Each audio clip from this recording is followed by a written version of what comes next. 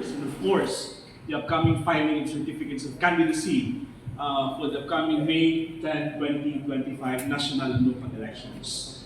So again, to emphasize today, for the information of anybody, for the public, today is the last day to accept application for registration. The entire Comelec offices across the country. Be it original registration, transfer, updating of records, among other registration services that the Comelec is offering to the voting population of the country. Now apparently, the offices across the province are quite busy. There are some municipalities where the influx of registrants are buffeting us at the moment.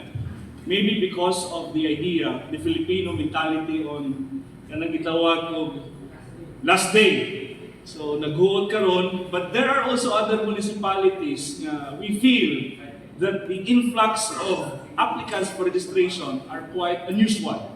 So, na yung mga istorya nga nadaw naghakot, but be that as it may, we have to emphasize before the public that as far as registration is concerned, the function of the Comelec is ministerial. So once the application form is complete and the applicant takes under oath that the entries are correct, then we have to process the application. Now, if anybody feels that that voter is not qualified to vote in that particular area, the public or any interested party can file a petition to deny the application, and that will be treated during the election registration board hearing. Now, for the last ERB hearing, it will be done on October 15, 2024.